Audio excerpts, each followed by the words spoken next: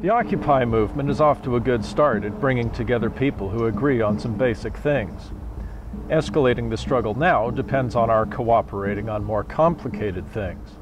So now we are faced with the question grassroots movements always run into. How do we build solidarity within our movement and with people who are not yet in our movement? Every social or political struggle to make long-term changes to a society is fundamentally a struggle to establish a new way of thinking as the basis for decision-making in this society. We are all out here because we don't think the way the 1% wants us to think. I think we all agree that the way of thinking we're trying to establish is one that's empowering to everyone and that won't marginalize women or minorities. Well, a lot of psychologists and other scientists have been searching for the same thing since 1968.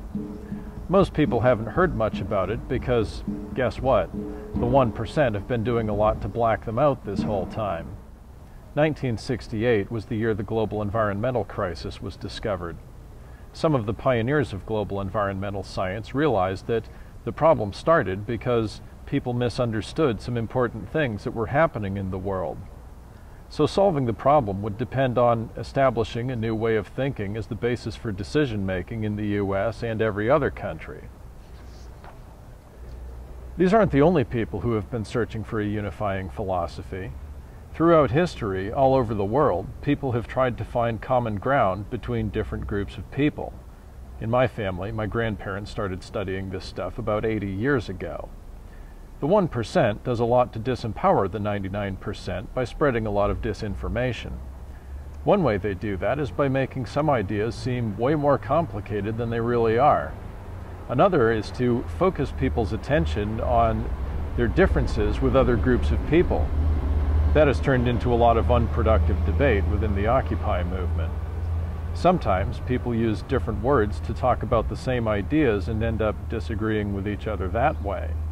Other times, people focus on two different parts of a situation, and each assumes their own point of view covers the whole situation. Then they get bogged down arguing over details when they've never even agreed on an interpretation of the situation in the first place, so they're not even talking about the same thing. First of all, philosophy. That's a word that's been made to seem a lot more complicated than it really is. A philosophy is just a bunch of ideas people have connected to each other. Each one of us has developed a personal philosophy over the course of our lives, whether we realized it or not. That's how you connect ideas together to try to figure out what you should do. Wherever you have ideas connected together, you have a philosophy.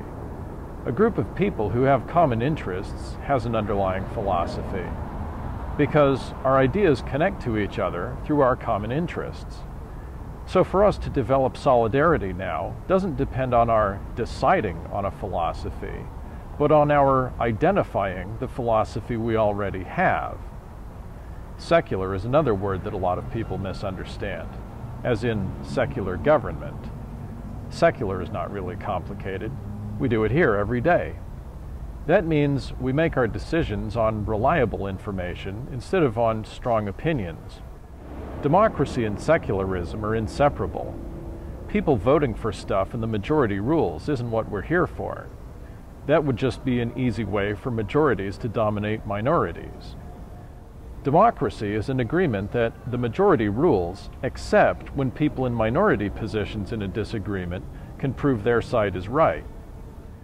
The idea is that if reliable evidence shows that the minority group's side in the argument is right, the majority group will admit it and change their minds. But sometimes that still takes a lot of debate. Science is another word that has been made to sound a lot more complicated than it really is. Science is simply the search for reliable information. Any one person's perception of a situation is subjective, so it's not reliable. Science is just a trick for eliminating all the sources of error that people's subjectivity causes. By understanding where subjectivity leads us astray, you can make sure not to make those mistakes. Then you find reliable information by finding information that always stays the same. We all know how to do this. Imagine going to a doctor for some tests. He tells you that they show you have a terminal disease. What 5 questions would you want him to answer before you would believe him? What symptoms did he see in your tests? What did he observe? Do all the symptoms indicate the disease, or do only some of them indicate it and some of them indicate something else? Is the information self-consistent? Do these symptoms always indicate this disease, or do they indicate it sometimes, and sometimes they indicate something else? Is the information universal? Would another doctor get the same test results? Can the information be reproduced? Could you and the two doctors discuss the results to clarify your understanding of the situation? Can you debate this? Science is that, applied to controlled experiments. Secularism is that, applied to real life, where you can't do controlled experiments and you just have to figure the stuff out as you go along. Now this brings us to science philosophy. Once again, that sounds complicated, but it's not really. This is yet another thing we all know how to do. Scientific experiments depend on measurements. You make scientific discoveries by figuring out how much of one thing interacts with how much of another to produce how much of a result. A scientific discovery is a discovery of a pattern where the numbers always fit together the same way. Running is different from walking because you go faster and you burn more calories. Nobody needed to do a controlled experiment to discover that running always makes you go faster than walking, but it did take controlled experiments to prove the relationship to calories. But now that controlled experiments have proved that, you don't need to do a controlled experiment to know that if you go running, you will burn more calories than if you walk. Someone discovered a reliable pattern, and you have internalized it and made it part of your perception of the world. That's all science philosophy is. Another word that sounds more complicated than it really is metaphysics. People use that word a lot to refer to mysterious stuff. Every philosophy has a metaphysics. Those are the ideas that you consider to be absolute, which is your starting point for developing further ideas. Math is the metaphysics of science. You can use numbers to represent things, or you can use numbers completely in the abstract, and the math always works the same way. So you take your measurements and you look for patterns among the numbers. Basically, you're looking for mathematical equations underlying the patterns, and then that gives you clues to how the physical properties of the thing you're studying make those mathematical equations happen. Like, what is it about running that makes you burn more calories than walking? Now this runs into religious philosophy. Religion is yet another way the 1% keeps people ignorant. Not because religion has to conflict with science, but because it can conflict with science, and that's what the 1% focuses people's attention on. A religion is a philosophy that assumes the existence of forces at work in the world that are beyond human understanding. A fundamentalist religion assumes these forces will always be beyond human understanding. A progressive religion recognizes that there are forces in the world that are beyond human understanding now, but they don't have to stay that way forever. Some of the forces in the world might forever be beyond our understanding, but either way, we should try to figure out as much about the world as we can. In fact, some psychologists have studied religion because it's something people all over the world feel is important. They found that every religion answers the 4 same basic questions. What makes the universe work? What happens to people after they die? How can people make themselves happy? And how can people get along with each other? These seem like ideas because they're things people thought of. But the fact that people all over the world have had the same ideas means they're not so much ideas as inherent parts of humanity. Psychologists and anthropologists have found hundreds of things like that. In education psychology, there are a couple of principles of learning that have big effects on how people learn. One is the principle of primacy. When people learn new ideas, they tend to remember the version they heard the first the best. The other is the principle of effect. People also tend to remember the ideas that have the biggest emotional impact on them. This leads to a couple more problems with people getting along with each other. People tend to feel their own interpretation of a situation is the main truth, and everyone else's interpretation could be right, but they're not as real. Some obvious problems this leads to are racism, cultural racism, sexism, classism, homophobia, and any other kind of discrimination. One of the biggest problems we're running into within the Occupy movement is conflicts among political ideologies. In the U.S., we're taught about democracy starting on the first day of kindergarten when they teach us to say the Pledge of Allegiance. We learn about capitalism from the time we learn about people earning money and spending it to buy what they want. A lot of Christians and Muslims teach their children about monarchy long before they start kindergarten, where the righteous people are supposed to rule the unrighteous people. Then people interpret other ideologies they hear about later as just ideas other people had. They don't notice that their own ideology is just an ideology too. Every ideology, whether it's religious, political, or anything else, is a set of ideas people developed in a certain situation.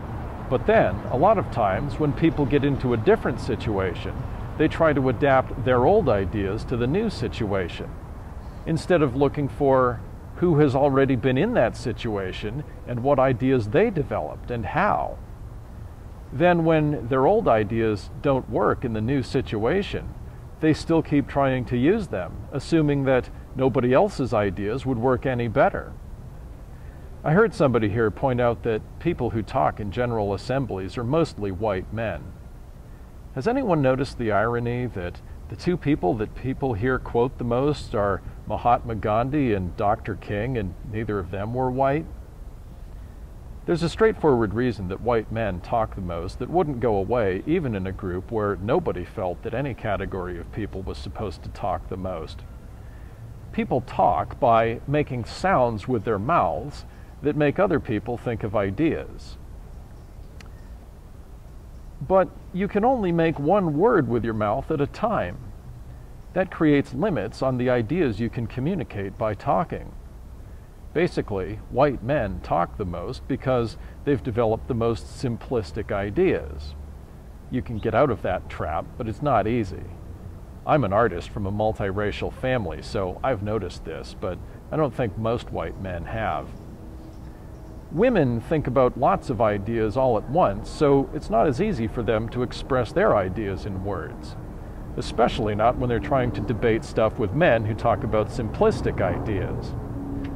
This is why the majority of biologists and the majority of psychologists are women, because those are the two most complicated fields of science which depend on people thinking about lots of ideas all at once. Meanwhile, the majority of musical genres that have started in the US since the beginning of the recorded music industry were invented by minorities.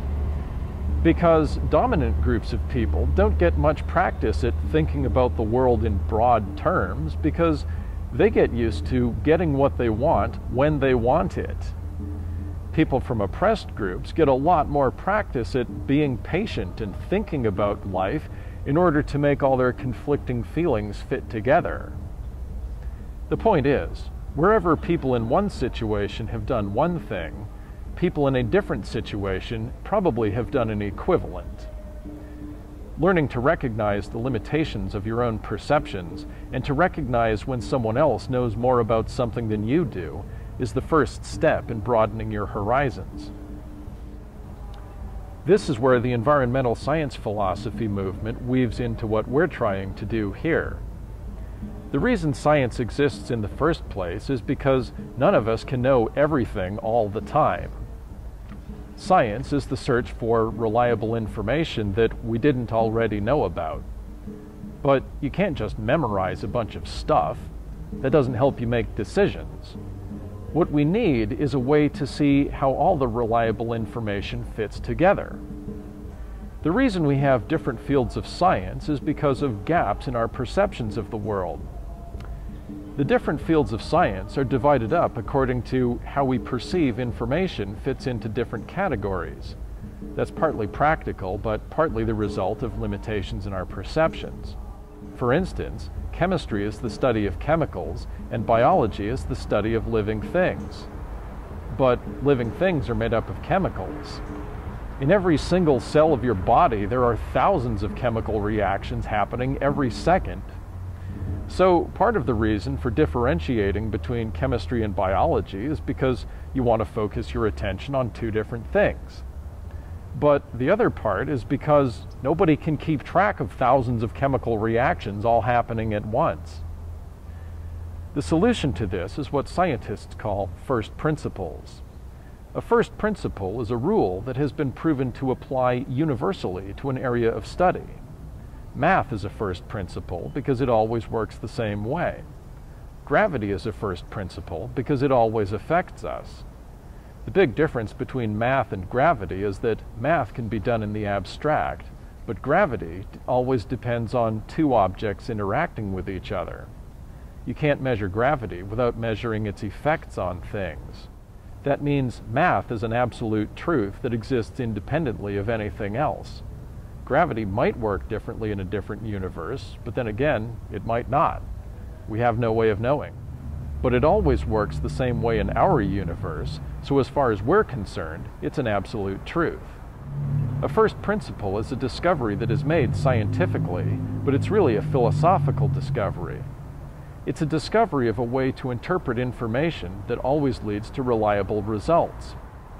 We can't keep track of thousands of chemical reactions that happen all at the same time. But can we find an overall pattern to what all those chemical reactions are doing so we can figure out what's going on? So a big part of environmental science has been a search for first principles that connect one branch of science to another and then to all other fields of study. The goal is the unification of knowledge. Environmental science depends on four first principles. These are all mathematical patterns, so they're absolutes. They prove the main underlying ideas of the Occupy movement. Now a lot of people in the Occupy movement are saying they want better education for less money. Well, getting better education for less money just depends on reorganizing a lot of information. For instance, the illusion that white men are better than everyone else gets thinner and thinner every year. So using the education system to get people to keep believing that keeps costing more and more money every year. More generally, the 1% keep trying to get us to believe in certain ideas, even though we're surrounded by a growing body of evidence that those ideas aren't true. So getting people to not notice the truth keeps costing us more and more. The reason the 1% have gotten so rich is because they're very good at capitalism. Capitalism, as an ideology, began in England about 350 years ago. Now here in the US, we have the Constitution. The Constitution is the foundation of a set of laws that supports capitalism. The Constitution was written in 1787. In 1787, none of the first principles that environmental science depends on had been discovered. So we have an economic system and laws that support the economic system that were invented by people who had fundamental misunderstandings about how the world works. So the continuation of the economic system that the 1% have used to get rich depends on people staying ignorant. They keep saying they have a better economic and political plan than anyone else, and there's a growing number of people in the world who can see their plan isn't working. The first principle is the first law of thermodynamics. That was discovered in 1868. Matter and energy can never be created or destroyed. They can only change form. This was discovered as a law of physics. As a mathematical law, we can say that this is a recognition of the fact that if you start with a finite amount of stuff, and more stuff can't form spontaneously out of nothing, you will always have a finite amount of stuff. Well, the sun and the earth are finite in size. That means there's a limit to the amount of matter and energy in the world. That's where we get non-renewable resources. You can't drill oil forever because even if the entire earth was one big blob of oil, we'd still use it all up eventually. Second is the second law of thermodynamics. This was also discovered in 1868. As a physical law, it says that disorder tends to increase. As a mathematical law, that means the more changes you add to a group of things, the more different results you get. This is the source of both diversity and destruction. The more musicians you have thinking about music, the more different musical styles you get. And the same for cultures and everything else. But this is also why destroying things is so much easier than creating them. We all have these bodies that are made up of all these different parts, and we need all of our parts to fit together in a certain way. If you got blown up with dynamite tomorrow, all of your parts would basically get moved around at random. That would probably make you less healthy instead of it making you more healthy. This is why some resources are renewable if we use them at sustainable rates. If you go out into the ocean and in a fishing trawler and you catch fish as fast as you can, you're going to catch the fish faster than they reproduce. Then eventually you're going to run out of fish. More generally, if you go into the environment and change stuff basically at random, you're going to make the cycles of life that the environment depends on break down. That's why the sustainable use of resources depends on our finding out what's happening in the environment and figuring out what we can do to the environment without throwing its cycles out of balance. The third first principle is the theory of evolution. Charles Darwin released this to the public in 1859. This is really just the two sides of the second law of thermodynamics running into each other. Evolution is the result of replication, variation, and selection.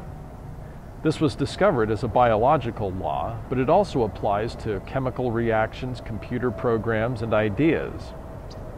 You start with a living thing, like a bird. Then that thing has multiple children. That's the replication. The children inherit their parents' characteristics in different combinations. That's the variation. Then some of those children grow up to have children of their own, while others die without having children. That's the selection. What you end up with is the characteristics that are best suited to the environment being passed on from generation to generation. As the environment changes, the characteristics that are best suited to the environment change. Well, the same thing happens with ideas. We have lots of ideas, so that's the replication and the variation. Then we try to figure out which ideas would be the best to use in the situation we're in. That's one selection. Then we use the ideas and see which ones work the best that way. That's selection again. This means humanity can evolve through its ideas. Democracy is a perfect example of that. That's an idea that so many people have found works so well that we're never going to give it up. Most people in the world feel that self-determination is better than feudalism, serfdom, indentured servitude, or slavery. Before the United States was founded, Europe had been ruled by monarchies for thousands of years. After the United States was founded, and people got to see what democracy looked like, almost all the monarchies in the world got overthrown in about 100 years. Well, we're in the same situation now. They started the occupation of Wall Street in September, and by October there were thousands all over the world.